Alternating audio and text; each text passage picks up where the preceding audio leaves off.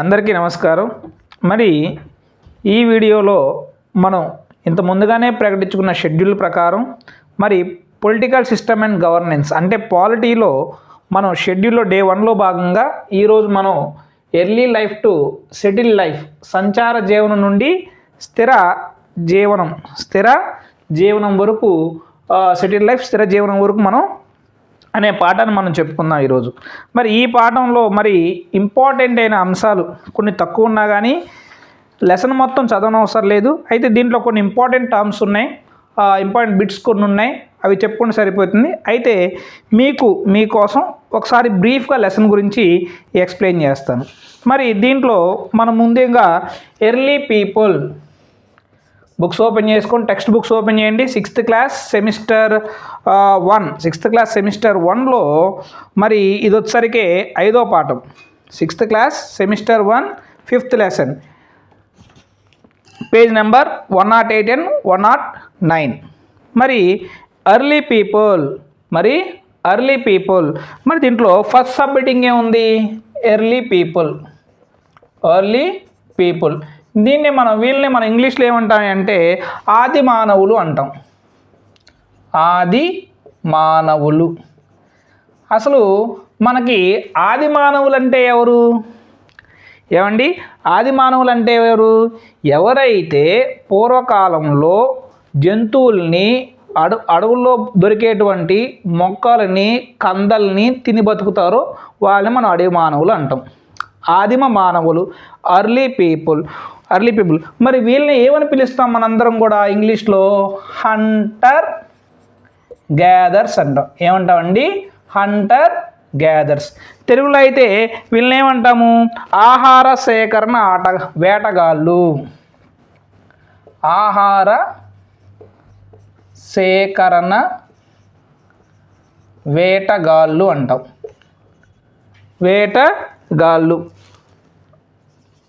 వేటగాళ్ళు. Okay, మరి వీళ్ళు ఎందుకు ఆహార సేకరణ వేటగాళ్ళు అంటామంటే మరి వీళ్ళు ఏం చేస్తారు? అడవిలోకి వెళ్ళి ఆహారాన్ని సేకరిస్తారు. కాబట్టి వీళ్ళు ఏమంటారు? ఆహార సేకరణ ఆటగాళ్ళు అంటారు. మరి వీళ్ళు ఇంకేమేమి తింటారు ఏంటారు ఇది మీ టెక్స్ట్ బుక్లో పారాగ్రాఫ్లో ఇచ్చారు, ఆ టాపిక్లో ఇచ్చారు, అది మీరు చదువుకోండి. ఇది పెద్ద ఆ టాపిక్లోంచి మనకి ఇంపార్టెంట్ బిట్స్ ఏమీ రావు కాబట్టి ఇట్స్ వేస్ట్ ఆఫ్ టైం. అది మీరు టెక్స్ట్ బుక్లో చదువుకోండి. ఓకే, వీళ్ళు ఏం చేస్తారంటే వివిధ ప్రాంతాల్లో సీజన్ తగ్గటువంటి ఫ్రూట్స్ని తెచ్చుకొని తింటూ ఉంటారు. మరియు వాళ్ళకి ప్రజెన్స్ ఆఫ్ మైండ్ ఉండాలి, హంటింగ్ టెక్నిక్స్ ఉంటాయి. అర్థమైందా? వీళ్ళు ఇంకా పాటలు పాడుతూ ఉంటారు, స్టోరీస్ చెప్పుకుంటారు, వీళ్ళు ఎట్లా చేస్తారు ఏంటంటే బొమ్మలు గీసుకుంటూ ఉంటారు. అర్థమైంది? వీళ్ళందరూ ఆకుల్ని, యానిమల్స్ యొక్క స్కిన్ని, వీటన్నిటిని కూడా వాళ్ళు ధరిస్తారు. ఇవన్నీ కూడా మనకి ఎర్లీ పీపుల్ ఇంట్రడక్షన్లో ఉంది. అది పెద్ద ఇంపార్టెంట్ టాపిక్ ఏం కాదు. ప్లస్ మీకు ఇక్కడ ఇంపార్టెంట్ క్వశ్చన్ ఏంటంటే the people who go to forest and hunt animals and gather food is call Hunter gathers. అంటే ఎవరైతే అడవికి వెళ్ళి ఆహారాన్ని సేకరించి బతుకుతూ ఉంటారో వాళ్ళని ఏమంటారు అంటే ఆహార సేకరణ వేటగాళ్ళు అంటారు. అదైనా అదొక పాయింట్ ఒకటే దీంట్లో ఇంపార్టెంట్, ఇంకా అంతకు మించి ఇంపార్టెంట్ లేదు. మరి తర్వాత నొమాడిక్ లైఫ్ అని ఉంది ఇంగ్లీష్లో. Nomadic life. మరి నొమాడిక్ లైఫ్ అంటే ఏంటి? సంచార జీవనం. మనం చాలామందిని మన ఊరిలో చూస్తూ ఉంటాం అన్నమాట. సీజన్కి ఒక ఊరు నుంచి ఇంకో ఊరికి మారుతూ జీవిస్తూ ఉంటారన్నమాట.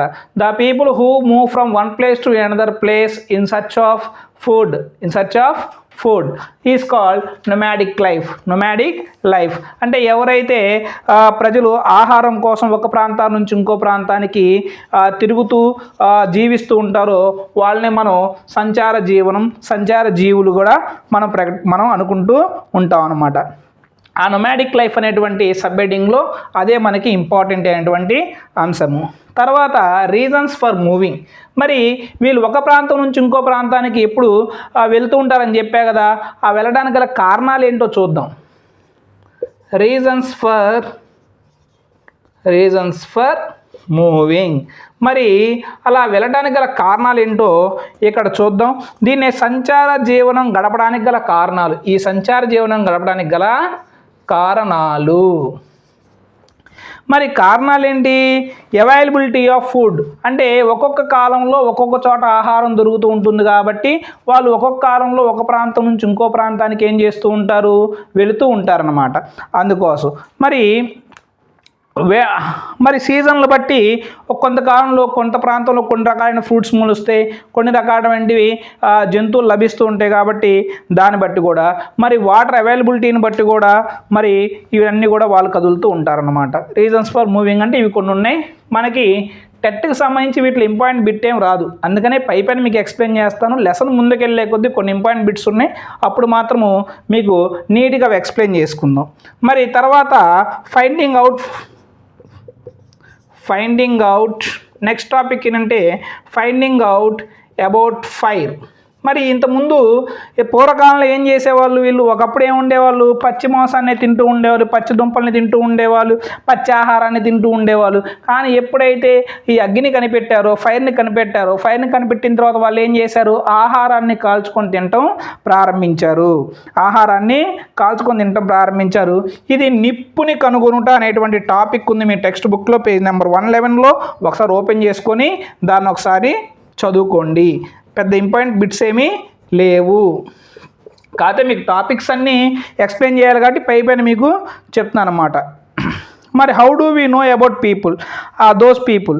ఎస్, ఇది మనం వాళ్ళ గురించి ఎప్పుడు ఎలా తెలుసుకుంటాం, మన చరిత్రలో వాళ్ళ గురించి మనం ఎలా తెలుసుకుంటాం అయ్యా అంటే వాళ్ళు వాడినటువంటి టూల్స్, వస్తువుల్ని బట్టి, వాళ్ళు గీసినటువంటి పెయింటింగ్స్, చిత్రలేఖనాన్ని బట్టి, కళలను బట్టి, అర్థమైందా? మరి వాళ్ళు వాడేటువంటి పాట్స్, కుండల్ని బట్టి, అర్థమైందా? మరి వీటిని బట్టి మనం తెలుసుకుంటాం. మరి టూల్స్ని వాళ్ళ గురించి తెలుసుకుంటే టూల్స్ ఏమైతే వాడతారు, స్టోన్ టూల్స్ని ఉపయోగిస్తారు. మరి స్టోన్ టూల్స్ అంటే రాతి పరికరాలను ఉపయోగిస్తారు. ఈ రాతి పరికరాలను ఎందుకు ఉపయోగిస్తారు? వాళ్ళు వేటాడటానికి ఉపయోగిస్తారు, హంటింగ్కి ఉపయోగిస్తారు. ఇంకా ట్యూబర్స్, భూమిలోకి గుంతలు తవ్వి గుంతల్లో నుంచి ట్యూబర్స్ అంటే కందల్ని, దుంపల్ని సేకరించడానికి వాళ్ళకి ఈ స్టోన్స్ని వాడుతూ ఉంటారు. మరి పెయింటింగ్స్, వాళ్ళ ఎక్స్పీరియన్స్ మొత్తాన్ని కూడా కొండల్లోనూ గుహల్లోనూ రాళ్ళ మీద కానీ వాళ్ళు ఏం చేస్తూ ఉంటారు, ఆ రాళ్ళ మీద వాళ్ళు బొమ్మల రూపంలో గీస్తూ ఉంటారు. మరి జంతువులు చంపిన తర్వాత ఆ జంతువుల్లో ఉన్నటువంటి కొవ్వును ఉపయోగించి, ఫ్యాట్స్ను ఉపయోగించి వాళ్ళు ఫ్యాట్స్కి ఆ మట్టిని లేదా ఇటుకు పొడిని ఏదో మిక్స్ చేసి వాళ్ళు ఏం చేస్తూ ఉంటారు, ఆ రాళ్ళ మీద వాళ్ళు ఏ విధంగా వేటాడతారు, వాళ్ళు ఏ విధంగా నృత్యం చేస్తారు, అర్థమైందా? వాళ్ళ యొక్క జీవన శైలి యొక్క ఆ పెయింటింగ్స్ అనేవి ఎక్కువగా గీస్తూ ఉంటారు. మరి పాట్స్ వచ్చేసరికి వాళ్ళు దీన్ని ఆహారాన్ని వండటానికి ఉపయోగిస్తూ ఉంటారు. ఎప్పుడైతే అగ్గిని కనిపెట్టిన తర్వాత, ఎప్పుడైతే మాంసాన్ని కాల్చుకొని తినడం ప్రారంభించారో అప్పటి నుంచి కూడా కుండల్లో వండుకోవడం ప్రారంభించారు. ఎప్పుడైతే స్థిర నివాసం ఏర్పాటు చేసుకొని, ఎప్పుడైతే అగ్రికల్చర్ గింజల్ని ఎప్పుడైతే వాళ్ళు సేకరించడం మొదలుపెట్టారో ఆ గింజల్ని కూడా ఈ కుండల్లో భద్రపరచుకోవడం అనేది జరుగుతూ ఉందన్నమాట. అర్థమైందా? మరి వీటి ద్వారా మన ఆర్కియాలజిస్టులు అంటే పురావస్తు శాస్త్రవేత్తలు ఏం చేశారంటే అప్పుడు లభించినటువంటి కొండల ద్వారా, ఎముకల ద్వారా, టూల్స్ ద్వారా, బోన్స్ కూడా ఇంపార్టెంట్. మరి అప్పుడు లభించిన బోన్స్ ద్వారా, టూల్స్ ద్వారా, పెయింటింగ్స్ ద్వారా, పార్ట్స్ ద్వారా కూడా వీళ్ళ యొక్క జీవన శైలిని, వాళ్ళ యొక్క హిస్టరీని తెలుసుకోవడం అనేది జరిగిందనమాట. మరి ఇవి కొంచెం అంటే బేసిక్ అనమాట. కొంచెం ఆ టెక్స్ట్ బుక్లో మీరు చదువుకోండి ఈ పాయింట్స్ నుంచి మనకు టెట్లో పెద్దగా క్వశ్చన్స్ ఏమీ రావు. అయితే ఇప్పుడు నుంచి చెప్తున్నటువంటి టాపిక్స్లో నుంచి ఖచ్చితంగా మీకు బిట్స్ రావడానికి అవకాశం అనేది ఉంది. బెలూన్ కేవ్స్ చూడండి. ఇప్పుడు నెక్స్ట్ టాపిక్లో మనకి బెలూన్ కేవ్స్ అనేవి ఉన్నాయన్నమాట. ఇంతకుముందు చెప్పాను మీకు ఏం చేస్తుంటారని చెప్పాను. మన ఎర్లీ మ్యాన్స్ ఏం చేస్తుంటారు, ఆది మానవులు ఏం చేస్తూ ఉంటారు, జంతువులు చంపినటువంటి కొవ్వు ఏదైతే ఉంటుందో ఆ కొవ్వును ఉపయోగించుకొని వాళ్ళు ఏం చేస్తారు, గుహల్లో ఏం చేస్తుంటారు, పెయింటింగ్స్ గీస్తూ ఉంటారనమాట. అటువంటి పెయింటింగ్స్ని మనం ఎక్కడ చూడొచ్చాయి అంటే మర్చిపోయాను, పెయింటింగ్స్ గీస్తూ ఉంటారు. అక్కడే వాళ్ళ కొన్ని పనిముట్లు కూడా దొరుకుతుంటాయి అన్నమాట. మరి చూసినట్లయితే ఇక్కడ మనకి బెలూన్ కేవ్స్ అనేటువంటి మన టాపిక్ ఉంది టెక్స్ట్ బుక్లో పేజ్ నెంబర్ 112లో. చూడండి సార్ మీరు తెలుగులో చెప్పండి సార్ మీరు ఇంగ్లీష్లో చెప్పండి సార్ ఇవి కాదండి, నేను బైలాంగ్వేజ్లో వాడుతున్నాను, దయచేసి అర్థమైందా? బైలాంగ్వేజ్ చక్కగా టెక్స్ట్ బుక్ ఎదురు పెట్టుకోమని చెప్తున్నాను అనమాట. మరి దీంట్లో ఆర్కియాలజిస్ట్ వీళ్ళని మనం తెలుగులో ఏమంటామయ్యా అంటే పురావస్తు శాస్త్రవేత్తలు అంటాం. పురావస్తు శాస్త్రవేత్తలు అంటాం అన్నమాట. Archaeologist. I'm English medium teacher, కానీ మీకు సబ్జెక్ట్ని తెలుగులో కూడా అందించడం కోసం బైలింగ్వల్గా చెప్తున్నాను. ఆర్కియాలజిస్ట్లు అంటాం. ఆర్కియాలజిస్ట్. మరి ఆర్కియాలజిస్ట్ అంటే ఎవరు? ఆర్కియాలజిస్ట్ అంటే ఎవరు? ఇక్కడ నుంచి బిట్టుపడ్డాక ఆర్కియాలజిస్ట్ అంటే ఏంటి? The scientist who study the past. The scientist who study the past. ఎవరైతే గతం గురించి అధ్యయనం చేస్తారో, ఎవరైతే గత చరిత్ర గురించి అధ్యయనం చేస్తారో వాళ్ళని ఏమంటారంటే ఆర్కియాలజిస్టులు అంటారు. మరి వీళ్ళు అధ్యయనం చేయాలంటే వాళ్ళకి అక్కడ ఏదో ఒకటి దొరకాలి కదా, మరి వేటి ఒకటి ఆధారం చేసుకొని అధ్యయనం చేయాలి కదా. మరి వేటిని ఆధారం చేసుకొని చేస్తారు అధ్యయనం అంటే వాళ్ళు అప్పుడు లభించేటువంటి టూల్స్, వస్తువులు, అంటే ఆది మానవులు ఉపయోగించినటువంటి వస్తువులు. మరి ఏ వస్తువులు ఉపయోగిస్తారు వాళ్ళు? స్టోన్స్, రాళ్ళు ఉపయోగిస్తారు, ఎముకలను ఉపయోగిస్తారు, అప్పుడు దొరికినటువంటి కొండలను ఉపయోగిస్తారు. అర్థమైందా? ఇంకేమైనా చనిపోయిన తర్వాత వాళ్ళని పూడ్చిపెట్టేటప్పుడు అమెరికన్ గురించి పరిశీలించి మరి పురావస్తు శాస్త్రవేత్తలు హిస్టరీ గురించి స్టడీ చేస్తూ ఉంటారు. మరి అటువంటి టూల్స్ను కానీ బోన్స్ను కానీ అంటే ఎముకల్ని ఉపయోగించి లేదా పాట్స్, కుండల్ని ఉపయోగించి అర్థమైన బిల్డింగ్స్ అంటే వాళ్ళు అప్పట్లో మట్టిని ఉపయోగించుకొని కట్టుకున్నటువంటి నివాసాలను ఉపయోగించి కానీ వాళ్ళు ఏం చేస్తూ ఉంటారు? స్టడీ చేస్తూ ఉంటారు. అర్థమైందా? మరి ఎక్కువగా ఈ స్టోన్ టూల్స్ అంటే రాతి పనిముట్లు. స్టోన్ టూల్స్ అంటే ఏంటండి? రాతి పనిముట్లు ఈ బెలూన్ కేవ్స్ లభించాయంట. మరి ఈ బెలూన్ కేవ్స్ ఎక్కడున్నాయి? ఇది ఇంపార్టెంట్ బిట్. మరి బెలూన్ కేవ్స్ ఎక్కడున్నాయి? కర్నూలు డిస్టిక్లో ఉన్నాయి. ఎక్కడున్నాయండి? కర్నూలు డిస్టిక్లో ఉన్నాయి.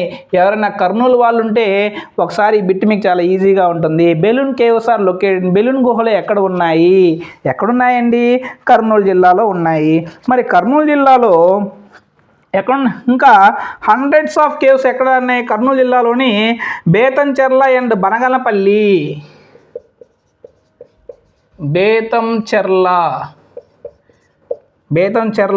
అండ్ బనగనపల్లి. మరి తెలుగులో కూడా రాయాల్సిన అవసరం ఉందా? లేదంటే మీరు చూసుకుంటారా? సరే, నేను ఒకసారి రాసి చూపిస్తాను. మరి తెలుగులో బేతంచెర్ల మరియు బనగానపల్లె. ఈ రెండు కూడా మనకి ఎక్కడున్నాయి? కర్నూలు జిల్లాలో ఉన్నటువంటి ఈ బేతంచెర్ల, బనగానపల్లిలో మనకి ఈ 100 గృహాలు లభించాయి. ఈ 100 గృహాలు లభించడం అనేది జరిగిందనమాట. మరి ఇక్కడ ఎముకలన్నీ కూడా మరి ఏ కాలానికి చెందినవి అంటే ఇక్కడ లభించేటువంటి యానిమల్ బోన్స్ అంటే ఏంటి? జంతువుల యొక్క అవశేషాలు మరియు స్టోన్ టూల్స్, రాతి యొక్క పరికరాలు అనేవి మనకి అర్థమైందా? ఏ చెందిందంటే మైక్రోలిథిక్. దీన్ని ఇక్కడ ఏమిచ్చారు చూద్దాం. తెలుగులో ఏమిచ్చారు? ఎముకలు, పనిముట్లు, సూక్ష్మ రాతి పరికరాలు. మైక్రో అంటే స్మాల్, లిథిక్ అంటే స్టోన్, స్మాల్ అంటే సూక్ష్మ. స్మాల్ అంటే ఏంటి? సూక్ష్మ. స్టోన్ అంటే ఏంటి? రాతి. మళ్ళీ అడుగుతారు, సార్ మైక్రో అంటే ఏంటి, లిథిక్ అంటే ఏంటి, మీరు ఇంగ్లీష్ చెప్తున్నారు తెలుగులో చెప్పట్లేదు అంటారు. అర్థమైందా? కాబట్టి మైక్రో అంటే సూక్ష్మ, లిథిక్ అంటే రాతి, దాన్ని ఇంగ్లీష్లో స్మాల్ స్టోన్ ఏజ్. అంటే ఈ బెలూన్ గుహల్లో లభించినటువంటి ఈ యానిమల్ బోన్స్ కానీ ఈ స్టోన్ టూల్స్ కానీ మరి ఏ కాలానికి చెందినవయ్యా అని బిట్ అడిగితే మైక్రోలిథిక్ ఏజ్కి సంబంధించినటువంటి ఆన్సర్ రాయాల్సి ఉంటుందన్నమాట. మరి ఈ మైక్రోలిథిక్ సంబంధించినటువంటి ఇవి కొన్ని ఇంపార్టెంట్ పాయింట్స్. మరి స్టోన్ టూల్స్ మనకు అక్కడ యానిమల్ బోన్స్ ఇవన్నీ అప్పుడు గమ్మిది. మరి ఇక్కడ స్టోన్ టూల్స్ ఏమో మనకి ఎక్కడ లభించాయి? మనకి బెలూన్ కేవ్స్, బేతంచెర్ల, బనగనపల్లిలో లభించాయి. మరి అట్లా కాకుండా మరి కర్నూలులో బోన్ టూల్స్ అంటే ఏంటి? ఎముకల పరికరాలు.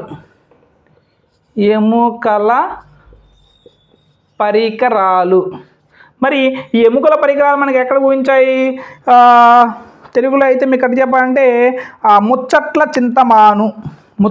చింతమాను గవి. కర్నూలు జిల్లాలోని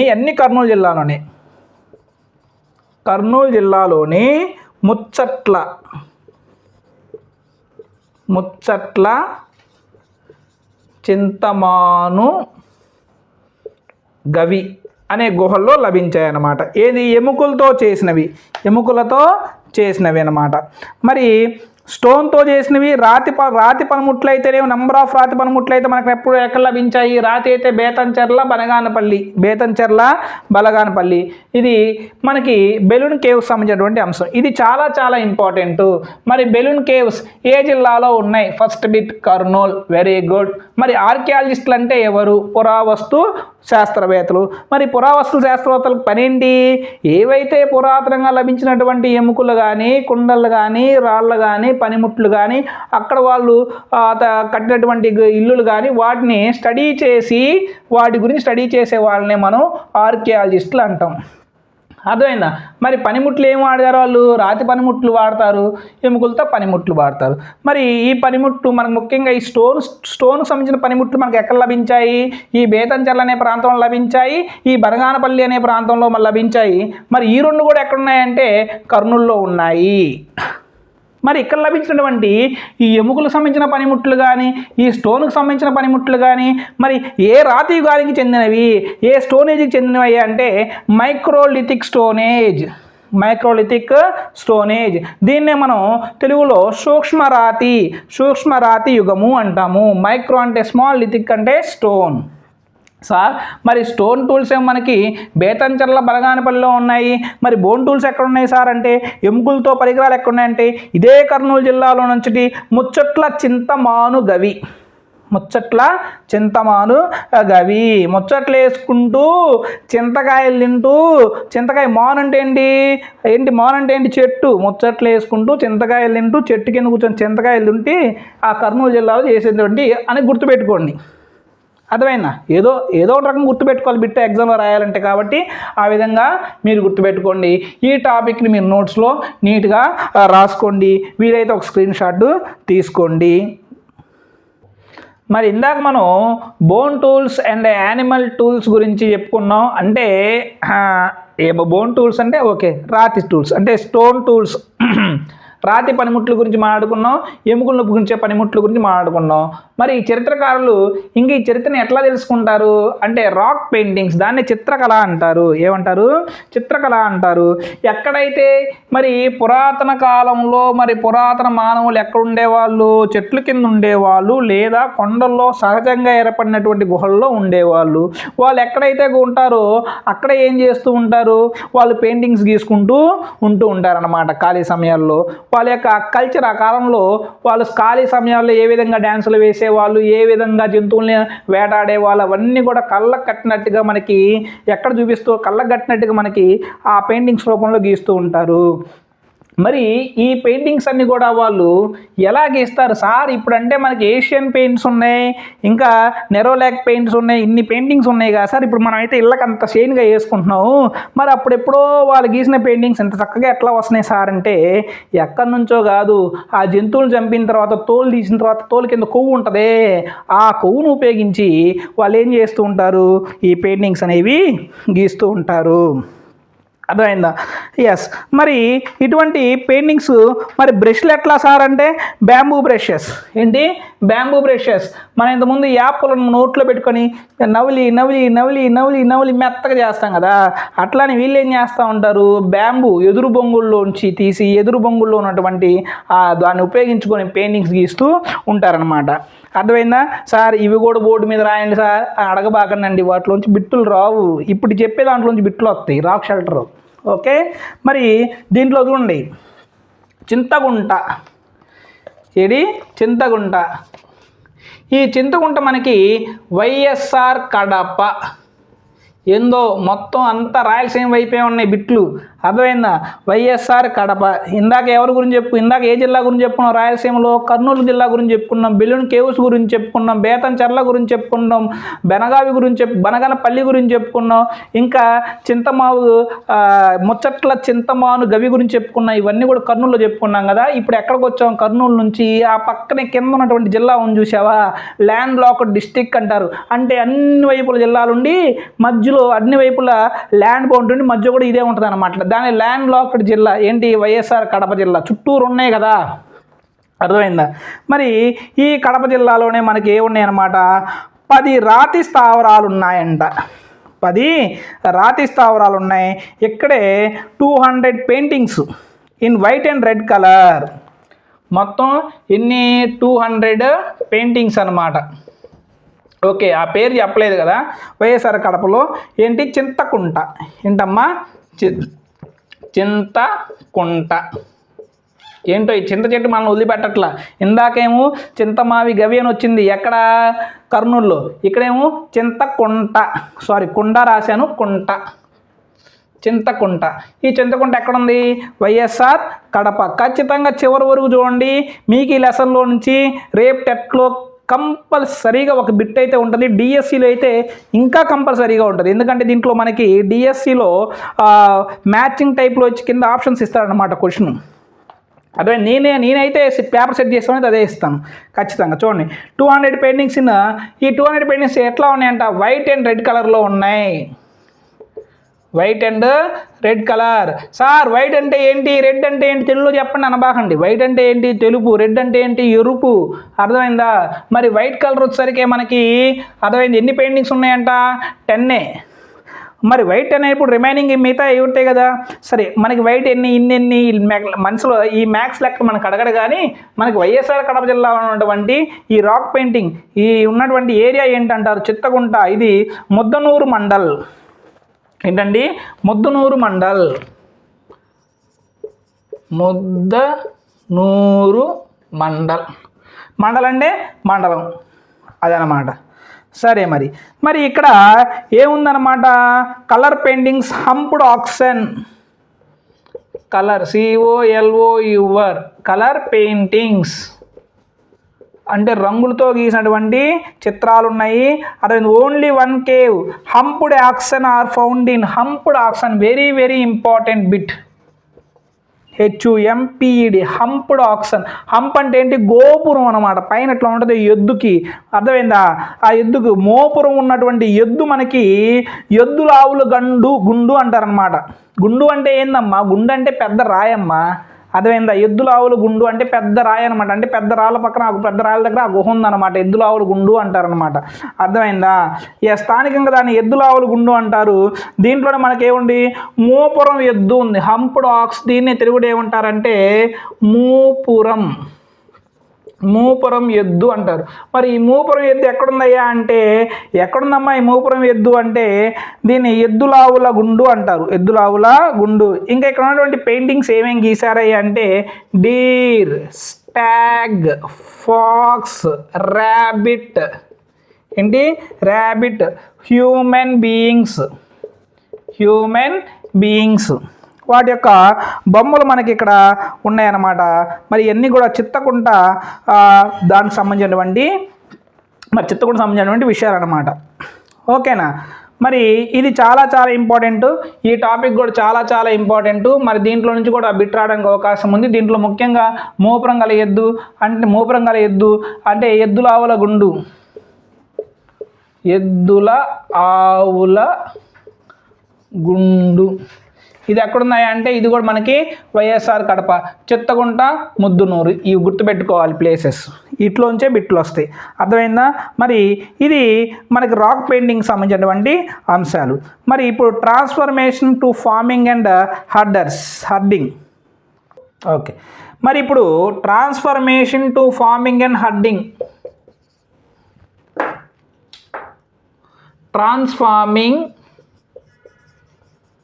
transforming to farming and herding. మరి దాదాపు భూమి పుట్టిన 12 సంవత్సరాల 12,000 ఇయర్స్ ఎగో నుంచి వాతావరణం వేడెక్కడం మొదలుపెట్టింది. ఎప్పుడైతే వాతావరణం వేడెక్కడం మొదలుపెట్టిందో అర్థమైందా, అప్పుడు గడ్డి మొలటం స్టార్ట్ అయింది. కొన్ని పంటలు, రకరకాలైన పంటలు పండటం స్టార్ట్ అయింది. ఎప్పుడైతే గడ్డి పంటం స్టార్ట్ అయిందో అక్కడ జంతువులు మొత్తం అక్కడికి రావటం, అక్కడ తినటం స్టార్ట్ అయింది. మనుషులు కూడా జంతువుల కోసం వేటకు వెళ్ళే పని లేకుండా పంటలు పండించి, అర్థమైందా, మరి వాటికి కావాల్సిన ఆహారాన్ని అందించి జంతువులు మంచిగా చేసుకోవడం జరిగింది. దీన్నే మనం ఏం చేస్తామంటే మంచి డొమెస్టికేషన్ అంటాం. ఇంతకుముందు పాత టెక్స్ట్ బుక్లో దీని డొమెస్టికేషన్ అనే పదంతో ఉంది. అర్థమైందా, అది పెద్ద ఇంపార్టెంట్ కాదు. కానీ అక్కడే మనకి డూ యూ నో అని మనకి స్టోన్ ఏజ్ పీరియడ్ గురించి ఇచ్చారనమాట. ఇది చాలా చాలా important. Stone age period. Sir stone age అంటే ఏంటి సార్ అనబాకండి. స్టోన్ ఏజ్ అంటే ఏముందమ్మా, మనకి రాతి యుగము ప్లస్ కాలము. అంటే ఏ రాతి యుగము ఏ ఏ కాలాల మధ్య ఉందో చూద్దాం అనమాట. పాత రాతి యుగము, దీన్నే మనం ఓల్డ్ స్టోన్ ఏజ్ అంటాం. ఓల్డ్ స్టోన్ ఏజ్, పాత రాతి యుగం. పాత రాతి యుగం ముందుగా చెప్తున్నాను.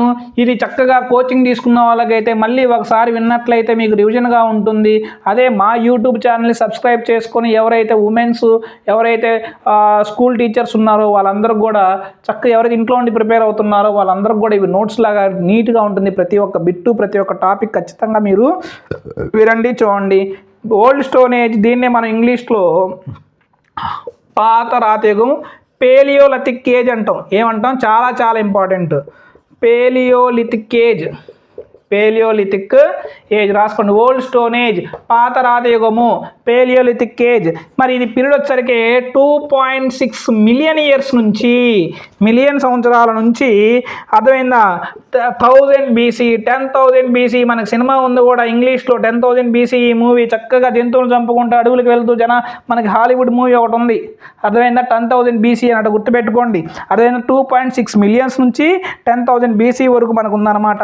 మరి మెసోలిథిక్ ఏజ్, మధ్య రాతి యుగము. నెక్స్ట్ మధ్య రాతి యుగం, దీన్ని మనం మిడిల్ స్టోన్ ఏజ్ అంటాం. ఏమంటాం, middle stone age, middle stone age. దీన్నే మనం మిడిల్ కాబట్టి మెసోలిథిక్ ఏజ్ అంటాం. ఏమంటామండి, మెసోలిథిక్. లిథిక్ అంటే స్టోన్ అంతే, ఏం లేదు. లిథిక్ అంటే స్టోన్, పేరియల్ అంటే ఎర్లీ ఆర్ ఓల్డ్, మరి మెసో అంటే మిడిల్. మరి ఇది ఎక్కడైతే ఇంతకుముందు ఎండ్ అయిందో అక్కడ నుంచి స్టార్ట్ అయింది. 10,000 BC నుంచి ఎక్కడ వరకు అయ్యా అంటే 8,000 BC వరకు. 8,000 BC వరకు. సార్ 8,000 BC సినిమా ఉందా అంటే లేదండి, 10,000 BC సినిమా ఉంది, అది నేను చూసా కాబట్టి చెప్తున్నాను అనమాట. 8,000 BC సంవత్సరాల వరకు. మరి నియోలిథిక్ ఏజ్ నెక్స్ట్ ఏంటండి, neolithic. Neolithic, neolithic age, neolithic age. Neolithic age వచ్చిన దగ్గరికి, నియోలిథిక్ ఏజ్ అంటే కొత్త రాతి యుగం అంటారు దీన్ని. కొత్త రాతి యుగం ఏందో లేదండి, స్టోన్ యొక్క సైజులు తగ్గిపోతూ ఉంటే, షార్ప్నెస్ తగ్గిపోతూ ఉంటే, దాన్ని బట్టి ఇక్కడ యుగాన్ని డివైడ్ చేయడం జరిగిందనమాట. ఇది వచ్చరికి ఎక్కడైతే ఇంతకుముందు ఎన్నైంది 8,000 BC నుంచి, అర్థమైందా, 3,000 BC వరకు. 3,000 BC వరకు.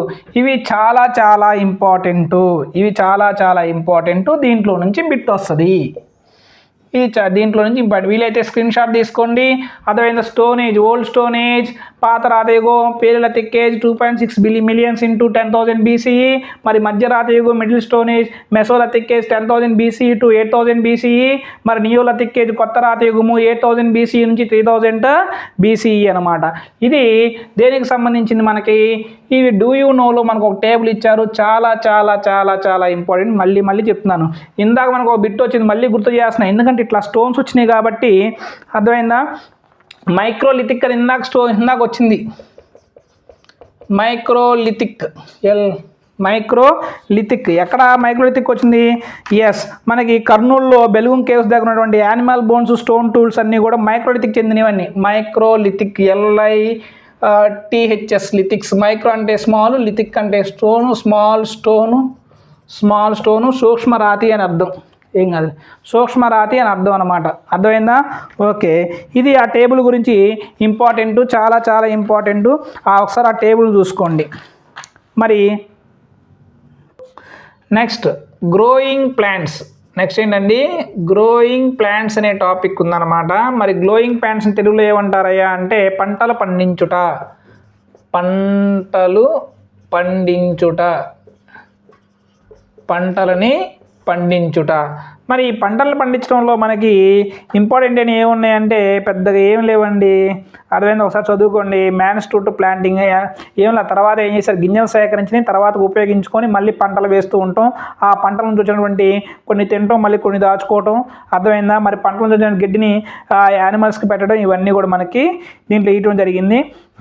మరి rice, wheat, barley, lentil, green gram, black gram ఇవన్నీ కూడా పండిస్తారు. ఒకసారి టెక్స్ట్ బుక్స్లో చూసుకోండి, పెద్ద ఇంపార్టెంట్ టాపిక్ ఏమీ కాదు. Next rearing animals. Rearing animals, rearing animals అంటే డొమెస్టికేషన్ అంటే పశుపోషణ. పశుపోషణ, పశుపోషణ. మరి పశుపోషణకు వచ్చేసరికి చెప్పాక ఇందా పంటలు పండించారని చెప్పావుగా, పంటలు పండించినట్టు మిగిలినటువంటి గడ్డిని మొత్తాన్ని కూడా ఏం చేస్తూ ఉంటారు, జంతువులకు వేస్తూ ఉంటారు. మరి ఇక్కడ జంతువులు బులాక్స్, బఫెలో, ఆక్సన్, పిగ్ ఇవన్నీ అంటే ఎద్దులు, ఇవన్నీ కూడా వీటన్నిటిని కూడా మంచిగా చేసుకోవటం, వాళ్ళ నుంచి పాలు తీసుకోవటం, స్కిన్ తీసుకోవటం. అర్థమైందా? ఇవన్నీ కూడా చేస్తూ ఉంటారు. ఒకప్పుడు వేటకి వెళ్ళే వాళ్ళు కూడా చివరికి ఏం చేశారు, జంతువులన్నీ వాటి దగ్గరికి తెచ్చుకొని కావాల్సినప్పుడు ఇప్పుడు ఏ విధంగా అయితే మనం మేకల్ని, అర్థమైందా, కోళ్ళని పెంచుకొని ఏ విధంగా అయితే తింటున్నామో ఆ విధంగా వీళ్ళు కూడా అప్పట్లో ఏం చేసేవాళ్ళు, అర్థమైందా, వాళ్ళు ఏం చేసేవాళ్ళు, చక్కగా ఈ జంతువులు మొత్తాన్ని మంచిగా చేసుకొని పండించిన ఆహారాన్ని వేస్తూ తింటూ ఉండేవాళ్ళు అనమాట. అది. Next towards settle life. Next ఏంటి, టువర్డ్స్ సెటిల్ లైఫ్. మరి దీంట్లో ఇంపార్టెంట్ బిట్స్ ఏమి లేవు, కాకపోతే మీకు హెడ్డింగ్స్ ఉన్నాయి కాబట్టి ఈ హెడ్డింగ్స్ మొత్తం నేను చెప్పాలి కాబట్టి ఎక్స్ప్లెయిన్ చేస్తున్నాను. నేనైతే అసలు ఇవేమి చదవను, చక్కగా ఎక్కడైతే ఇంపార్టెంట్ ఉందో ఆ ఇంపార్టెంట్ మొత్తం రాసుకొని వెళ్ళిపోతా. టువర్డ్స్ సెటిల్ లైఫ్ అంటే స్థిర జీవనం. స్థిర జీవనం ఇది కూడా ఒకసారి మీరు చూసుకోండి. స్థిర జీవనము, స్థిర జీవనం అంటే ఏంటి, మరి జంతువులు మంచిగా చేసుకున్నాడు కదా, తర్వాత ఒక చోటే ఉండి స్థిర నివాసం ఏర్పాటు అంటే ఒక చోటే పంటలు నేర్చుకున్నాడు, మరి జంతువులు మంచిగా చేసుకున్నాడు. మంచిగా చేసిన తర్వాత ఏం చేశారు, మరి ఆ ప్రాంతానికి ఈ ప్రాంతానికి వెళ్ళే పని లేకుండా ఎక్కడైతే నీళ్ళు లభిస్తున్నాయో, ఎక్కడైతే పంటలు బాగా పండుతాయో ఆ ప్రదేశాన్ని ఎంచుకొని అక్కడ ఏం చేశాడు, తన మట్టితోనూ కొంత గడ్డితోనూ ఆయన ఇల్లు కట్టుకోవడం అనేది చేస్తూ ఉన్నాడు అనమాట. అది. ఇంకా ఇది దీనికి సంబంధించినటువంటి ఇక్కడ పిక్చర్స్ చూసుకోండి. ఆ పిక్చర్స్ అంటే ఎండకి ఎండకుండా, వాన తడకుండా, అంటే చలికాలంలో ఎక్కువ చలి ఉంటుంది కదా, వాళ్ళు deep pit in the grounds అంటే చిన్న చిన్న నేల ములిగలను, గంపల బుట్టలు లేదా నేల ములిగలను, మట్టి పాత్రలను వాటిలో చలికాలంలో ఉండటానికి అట్లా తయారు చేసుకుంటూ ఉండేవాళ్ళు. ఈ మధ్యకాలంలో యూట్యూబ్లో మనం చూస్తూ ఉన్నాం అనమాట. కొంతమంది భూమి లోపల మట్టి దోవుకుంటూ ఇల్లు కట్టుకుంటూ ఉన్నారనమాట. అట్లా ఎర్లీ మ్యాన్స్ ఏ విధంగా చేస్తారో అట్లా అవన్నీ కూడా ఒకసారి టువర్డ్స్ ఇట్ లైఫ్ ఒకసారి చదువుకోండి, అంతే, పెద్ద ఇంపార్టెంట్ ఏం కాదు. ఇక్కడ stone tools used by farmer herders, ఇది ఇంపార్టెంట్. ఒకసారి పేజ్ నెంబర్ 120 హైలైట్ చేసుకోండి. Stone tools used by the farmer herders. Stone tools చూడండి, చిన్న చిన్న రకాలైన నియోలిథిక్ ఏజ్. మరి new kind of stone trees which is called neolithic అంటే కట్టింగ్, ఫారెస్ట్లు కట్ చేయడానికి కానీ, జంతువుల యొక్క మాంసాన్ని కట్ చేయడానికి కానీ. ఇక్కడ లియోలిథిక్ అంటే, నియోలిథిక్ మన ఇంగ్లీష్లో ఏమంటామయ్యా అంటే రాతి పనిముట్లు, అవసరమైన పనిముట్లు, పరికరాలను, చేతికోటలు. నవీన శిల కొత్త యుగ. నియోలిథిక్, నవీన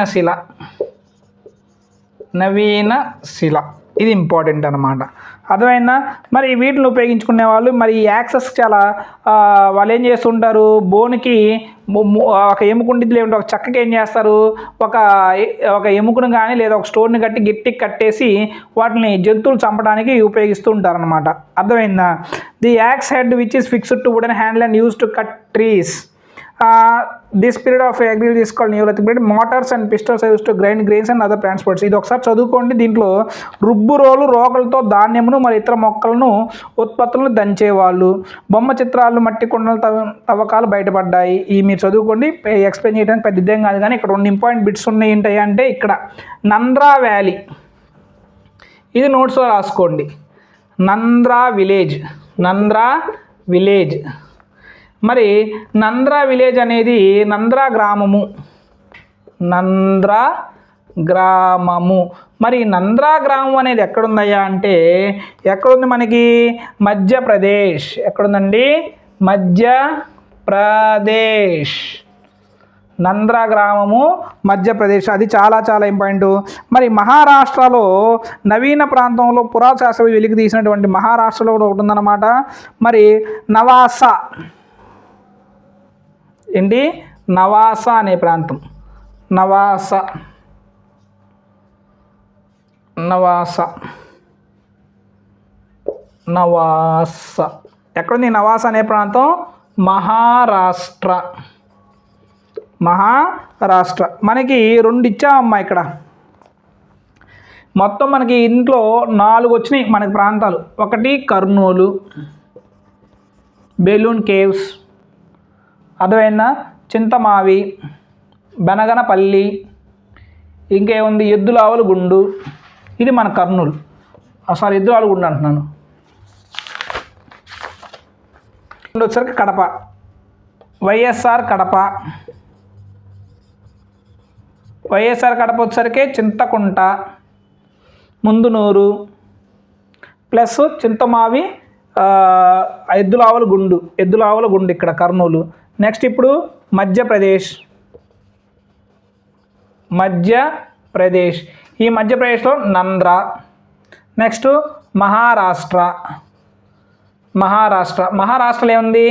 నవాసా. ఏంటి? నవాసా. ఎందుకు ఈ రాశానయ్యా అంటే, ఎందుకు రాశానంటే రేపు డిఎస్సిలో వచ్చేటువంటి ఒక ఇంపార్టెంట్ బిట్ అనమాట. ఇంపార్టెంట్ బిట్ ఇట్లా ఇస్తాడు మ్యాచింగ్లో. ఏ వైపు కర్నూలు, వైఎస్ఆర్ కడప, మధ్యప్రదేశ్, మహారాష్ట్ర. బి వైపు నంద్రా, నవాసా, చింతకుంట, ఎద్దులావుల గుండు, లేదా మనకి ఇక్కడ బెలూన్ గుహలకు సంబంధించినటువంటి చింతమావి గని అని ఇస్తాడు అనమాట. అప్పుడు మనం మ్యాచింగ్ చేయమని అడుగుతాడు. అందుకని ఇక్కడ ఈ 4 కూడా హైలైట్ చేసుకొని రాసుకోండి. అవి చాలా చాలా ఇంపార్టెంట్. ఇక ఈ లెసన్కి సంబంధించినటువంటి ఇంకా చివరి టాపిక్, ఇవి చాలా చాలా ఇంపార్టెంట్ టాపిక్ ఏంటంటే రాక్ సైట్స్. రేపు డిఎస్సిలో వచ్చేటువంటి బిట్ అనమాట. రాక్ సైట్స్ గురించి, ఇంపార్టెంట్ రాక్ సైట్స్ గురించి మనకి పేజ్ నెంబర్ 122లో ఇచ్చాడు. దాని గురించి కూడా మనం ఇప్పుడు వివరంగా తెలుసుకుందాము. Important rock art. Important rock art ఆంధ్రప్రదేశ్లోని ముఖ్యమైన రాతి చిత్ర కళా స్థావరాలని చెప్పి మనకి ఇచ్చారు. దీంట్లో వెనుకొండ, నాయుడుపల్లి, సింగరాయకొండ, కావలి, నందిపాడు, శ్రీకాళహస్తి, రేణిగుంట, వెంబకండ్రిక, చిత్తకుంట, దాపల్లి, దినగల్, బుడగావి, వేల్పమడుగు, ఆదోని, కాలువబొగ్గి, కేతవరం, బల్లారం. ఇది బల్లారం. ఇది చాలా చాలా ఇంపార్టెంట్. మనకి దానికి సంబంధించినటువంటి ఏ డిస్టిక్లో ఏమి ఇచ్చారు, నెంబర్లు ఇచ్చారు. 1 2 3 4 5 6 అటు నుంచి మనకు మొత్తం ఎన్ని ఇచ్చారు? మొత్తం 17 రాక్ సైట్స్ ఉన్నాయన్నమాట. టెట్లో అయితే మనకి ఎన్ని రాక్ సైట్స్ ఉన్నాయి అడుగుతాడు? 17. మరి డిఎస్సికి వచ్చేసరికి ఏ రాక్ సైట్స్ ఏ జిల్లాలో ఉన్నాయని అడుగుతాడు. కాబట్టి మీరు ఆ జిల్లా పేరు రాసి, ఆ జిల్లాలో ఆ నెంబర్లు ఉన్నటువంటి ఆ రాక్ సైట్స్ పేర్లు రాసి బైహార్ట్ చేసుకోండి. వీలైతే మనం దీని గురించి ప్రత్యేకించి ఒక కోడ్ పెట్టి ఆ కోడ్ని మనకి ఫర్దర్గా ఒక వీడియోలో నేను మీకు రిలీజ్ చేస్తాను. మరి దీనికన్నా ముందు మనకేంటి, అసలు మీరు గుర్తుపెట్టుకోండి, ఒక సోషల్ స్టూడెంట్స్గా ఆంధ్రప్రదేశ్లో ఉన్నటువంటి 23 జిల్లాలు. 23 జిల్లాలేగా? ఎస్ తమ్ముడు, 23 జిల్లాలేగా? 23 జిల్లాలు మొత్తం కూడా మనకి ఏం చేయాలి? నోటికి వచ్చేసి ఉండాలి. మీరేం చేస్తారంటే మీ టెక్స్ట్ బుక్లో ఏం చేస్తారంటే ఒక ఇండియా మ్యాప్ తీసుకొని, ఇండియా మ్యాప్లో ఉన్న రాష్ట్రాలు, రాజధానులు మొత్తం, దాని బౌండరీస్ ఉన్నటువంటి ఆ కంట్రీస్ మొత్తం కూడా ఒక మ్యాప్ పాయింట్ పెట్టుకుని పక్కన పెట్టుకోండి, బుక్లో అతికించుకోండి. ఆ విధంగా ఆంధ్రప్రదేశ్లో నూతనంగా ఏర్పడిన జిల్లాలు మొత్తం కూడా పేరులతో సహా నిద్రపై లేపినా కానీ అడిగే విధంగా ఉండాలి, ఖచ్చితంగా ఉండాలి. మరి వినండి, మనకి శ్రీకాకుళం పైనుంచి పుచ్చుకుంటే శ్రీకాకుళం, విజయనగరం, విశాఖపట్నం, అనకాపల్లి, కాకినాడ, కోనసీమ, వెస్ట్ గోదావరి, కృష్ణా, బాపట్ల, ప్రకాశం, నెల్లూరు, తిరుపతి. సార్ ఇవన్నీ నాకు తెలియదంటే చక్కగా ఇమేజెస్ మన గూగుల్లోకి వెళ్ళి ఇమేజ్లోకి వెళ్ళి న్యూ ఆంధ్రప్రదేశ్ డిస్ట్రిక్ట్స్ అని కొట్టండి, డౌన్లోడ్ చేసుకోండి, అతికిచ్చేసేయండి బుక్లో. ఆ పేర్లు బైహార్ట్ చేసుకోండి. మొత్తం కూడా మన సముద్రం కానుకున్న జిల్లాలు మొత్తం కూడా 12 జిల్లాలు. అర్థమైందా?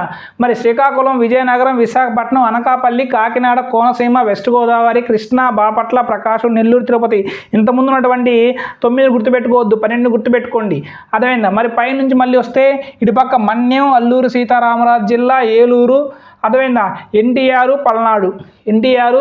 పల్నాడు. ఆ పై నుంచి 2 జిల్లాలు ఉన్నాయండి, భూపరివేష్టిత జిల్లాలు, ల్యాండ్ లాక్డ్ 2 ఉన్నాయి. ఒకటేమో ఈస్ట్ గోదావరి, రెండోదేమో గుంటూరు, మూడోదేమో కడప. ఈ 3 కూడా చుట్టూరు ఏమున్నాయి, జిల్లాలు ఉన్నాయి. ఈ చుట్టూరు జిల్లాలు ఉన్నాయి, ఇటు చుట్టూరు జిల్లాలు ఉన్నాయి. ఓన్లీ మన జిల్లాలతో సంబంధం. దీని ల్యాండ్ లాక్డ్ డిస్టిక్ అంటాం అనమాట. ఏంటి, మనకు 3 ఉన్నాయి. ఒకటి వెస్ట్ గోదావరి వచ్చింది, ఈస్ట్ గోదావరి, గుంటూరు, కడప. ఇది చాలా చాలా ఇంపార్టెంట్. డిఎస్సి ఓరియంటెడ్గా బిట్టడానికి ఛాన్స్ ఉంది. మరొకసారి రాయలసీమ జిల్లాలు చూసినట్లయితే నంద్యాల, కర్నూలు, అనంతపురం, శ్రీకాళహస్తి, అన్నమయ్య, అర్థమైందా, వైఎస్ఆర్ కడప.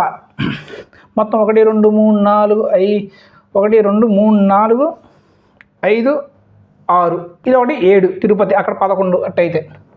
సరే, ఇది ఒకసారి మీరు మొత్తం కూడా ఒకసారి ఈ మ్యాప్ పాయింటింగ్ని బాగా బైహార్ట్ చేయండి. నోటికి వచ్చే విధంగా మీరు వచ్చేయాలి. ఈ రాక్ సైట్స్ ఇవి కూడా నిద్రపై లేచినట్టు కదా, వినకొండ, నాయుడుపల్లి, సింగరాయకొండ, దాపల్లి, శ్రీకాళహస్తి, రేణిగుంట, వెంబగండ్రి, చిత్తకుంట, దాపెల్లి, తెనగల్, బనగావి, వేలపమడుగు, ఆదోని, కావలబుగ్గి, కేతవరం, బల్లారం. అర్థమైందా? ఇవన్నీ కూడా మీకు నోటుకు వచ్చేయాలి. ఆ మ్యాప్ మొత్తం కూడా బాగా ప్రాక్టీస్ చేయండి. మరి ఇప్పటికే 40 నిమిషాలు వీడియో అయింది. మరి పూర్తిగా చూస్తారో లేదో తెలియదు కాబట్టి మనం దీంతో సైనింగ్ ఆఫ్ చేద్దాం. ఓకేనా? మరి మీ అందరూ కూడా ఎవరైతే స్కూల్ అసిస్టెంట్ ప్రిపేర్ అవుతున్నారో వాళ్ళు, ఎస్జిటి ప్రిపేర్ అవుతున్నారో వాళ్ళు మన డిస్క్రిప్షన్లో మన వాట్సాప్ యొక్క లింకులు మనం డిస్క్రిప్షన్లో వేయడం జరిగింది. ఆ విధంగానే ఎస్ఏ సోషల్ స్టడీస్ వాళ్ళకి హిస్టరీకి సంబంధించి, జాగ్రఫీకి సంబంధించి, పాలిటిక్స్ సంబంధించి, ఎకానమీకి సంబంధించినటువంటి సిలబస్ అనాలిసిస్లు కూడా మనం మన డిస్క్రిప్షన్లో ఇస్తాము. అదేవిధంగా టెలిగ్రామ్ ఛానల్ కూడా మన దాంట్లో ఉండడం జరిగింది. కాబట్టి మీరు ఆ పాత వీడియోస్ చూడండి. ఎవరైతే ఇప్పుడు కూడా ఫాలో అవ్వడం వాళ్ళు ఎవరు ఉంటే మమ్మల్ని ఫాలో చేయండి, మీకు గైడెన్స్ ఇస్తాము. కంపల్సరీగా అందరూ కూడా మా వీడియోని లైక్ చేయండి, షేర్ చేయండి. అదేవిధంగా మా ఛానల్ని సబ్స్క్రైబ్ చేసుకోండి. నోటిఫికేషన్ బటన్ మీద క్లిక్ చేయండి. Thank you. Signing off. నేను మీ మండే శ్రీనివాస్.